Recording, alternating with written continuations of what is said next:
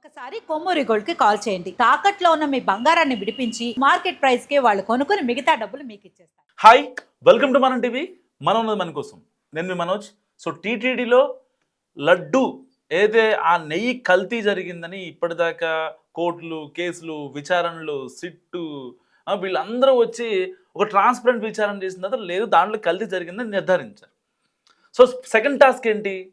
అసలు ఆ లడ్డు కల్తీ జరగడానికి ఎవరెవరి పాత్ర ఉందనే దానికోసం A1 నుంచి A50 వరకు నిందితులను చేర్చారు. ఇది సెకండ్ టాస్క్. ఇప్పుడు థర్డ్ టాస్క్ ఏంటి?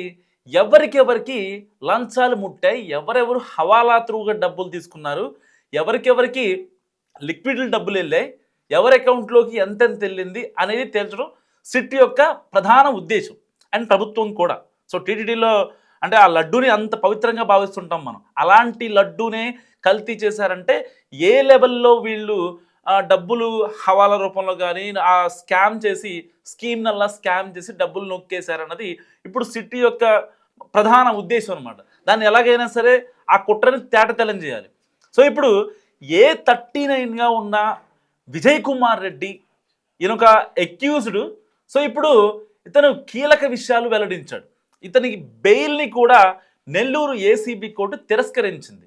ఎందుకయ్యా ఏంటయ్యా అంటే ఈయన స్వయంగా ఒప్పేసుకున్నాడు, నిజంగా నాకు డబ్బులు వచ్చాయి, సో ఆ డబ్బుల్ని నేను ఫలానా పనికి ఉపయోగించానని చెప్పి ఆయన చెప్పడం ఇప్పుడు కలకలం రేపుతోంది. అంటే ఇతను A39గా ఉన్నటువంటి వ్యక్తికే దాదాపుగా 45 లక్షలకు పైగా డబ్బులు ముట్టాయంటే మరి A1 నుంచి A10 వరకు ఉన్న ఏదైతే నిందితులు ఉన్నారో వాళ్ళకి ఏ లెవెల్లో పుట్టాయి, మరి అంతిమంగా లబ్ధిదారుడు ఎవరు అన్న విషయాలు మరికొద్ది రోజుల్లో ఇవన్నీ క్లారిటీ వచ్చే అవకాశం కనిపిస్తోంది.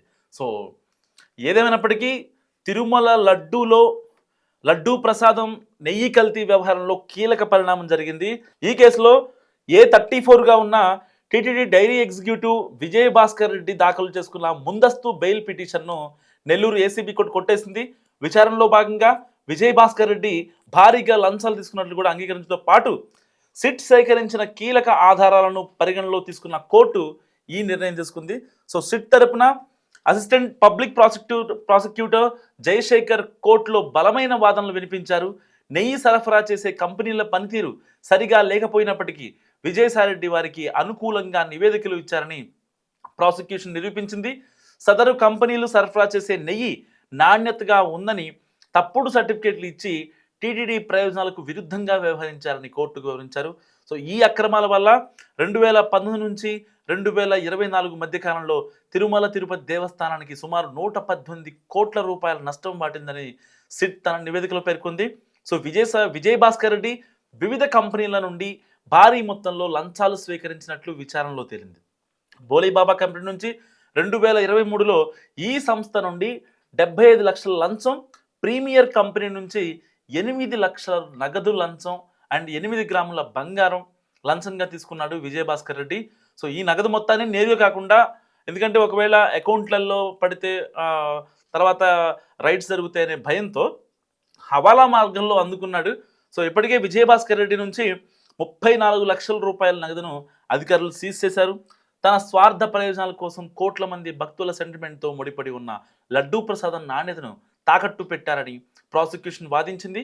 నిందితుడు విజయ్ భాస్కర్ రెడ్డి స్వయంగా తాను లంచం తీసుకున్నట్లు సిట్ విచారణలో అంగీకరించడం, ప్రాథమిక ఆధారాలు బలంగా ఉండడంతో ఏసీబీ కోర్టు ఆయన బెయిల్ దరఖాస్తును తోసిపుచ్చింది. ఈ కేసులో తదుపరి విచారణ మరింత లోతుగా జరిగే అవకాశం ఉందని, ఈ కుంభకోణంలో మరికొందరు కీలక వ్యక్తులు హస్తం ఉండే అవకాశం ఉందని కూడా అధికారులు భావిస్తున్న సిచ్యువేషన్. సో A34గా ఉన్న విజయ్ భాస్కర్ రెడ్డే ఇంత అక్రమానికి, ఇంత అరాచకానికి పాల్పడితే A1గా ఉన్నటువంటి అంతిమ లబ్ధిదారుడు ఎవరో మీకు ప్రత్యేకంగా చెప్పాల్సిన అవసరం లేదు. వాళ్ళకెన్ని ముడుపులు అందాయి అన్నదే ఇప్పుడు ఇక్కడ క్వశ్చన్ మార్క్. సో మీరేమనుకుంటున్నారు? ఎవరికి ఎంత ముడుపులు వెళ్ళాయి? సో అంతిమ లబ్ధిదారుడు ఎవరు అనుకుంటున్నారో మస్ట్గా కామెంట్ చేయండి. చూస్తూనే ఉండి మనం టీవీ.